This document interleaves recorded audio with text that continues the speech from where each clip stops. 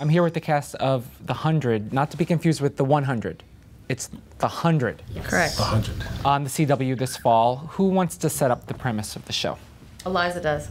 Eliza? Oh, okay. I Eliza, let's do it. Knock it out of the park. It's set 97 years after a nuclear apocalypse, and basically 100 juvenile offenders are sent down from the last remaining space station to see if the world is inhabitable again. And you play? I play Clark. One of the 100. One of the 100, yes. I just like listening to her talk with that accent. So And Isaiah, you're sort of the veteran in this group, one of the veterans and a lot of young actors.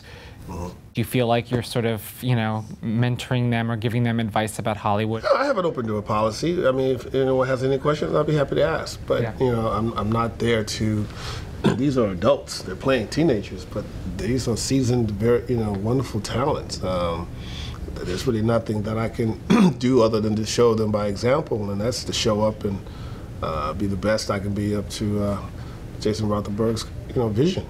But you do have some pretty good advice too. Yes. he does. Like on the way over here. On the way here, we were having a big We don't have to talk discussion about it things. specifically. But it's true that you do have good advice. Yeah, well, I mean, I put it this way. You know, obviously I've been around the block in this town, and whatever I can do to help them manage the success that I believe that they're going to receive by this time next year, it will be very, I keep telling them, I feel it's going to be very, very different for them. They don't really know what that means yet, but when they realize it, I think the good news about it is that we're in Vancouver.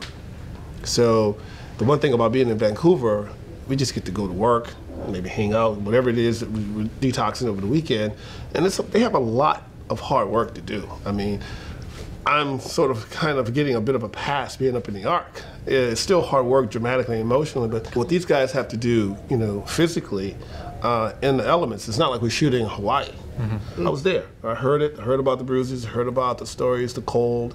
It was not easy, and they made it look very easy. I didn't feel the coldness and the freezing rain or makeshift rain. These guys made it look easy, so that lets me know that, you know, they're okay. They're okay. They're off to one heck of a start. They're professionals. They're young. They're hungry, and you know, they're easy on the eye. Well, thanks. That was really sweet. Was the pilot shoot as brutal as it sounds? I didn't find it to be brutal. Yeah. We had a lot of fun with each other. Then again, I wasn't being dragged around. Yeah, that's true. In a freezing river, yeah. So I'd take it. I'm Canadian. I don't mind being tossed into a glacier-fed river in my panties just another day. Yeah. The pilot felt Hunger Games-esque to me.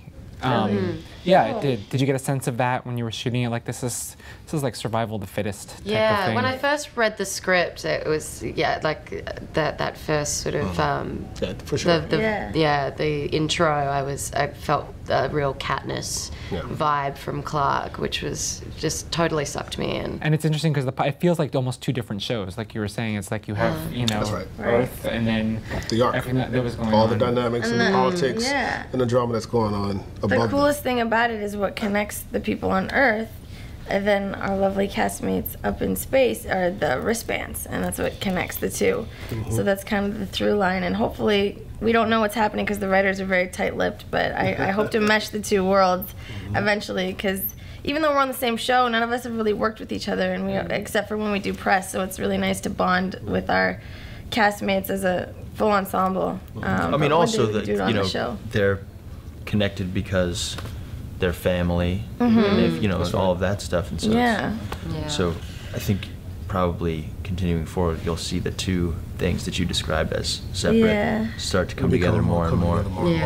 This show is really transitioning with a lot of support from the network, is taking it to a different place that's not maybe what people are accustomed on watching on the CW network. And Vampire Diaries already opened up that door. The originals has already opened up the door, but I think now with Jason's vision, we're going to just take it to, you know, that Mad Men, Breaking Bad, you know, level. You know, people think it's not just a sci-fi. Hi, I'm Allison Brie. And I'm Joel McHale. And subscribe to ENT TV. It's just ENTV for all your entertainment news. No, it's EENTV. It's just ENTV, so whatever. It's ENENTEVE.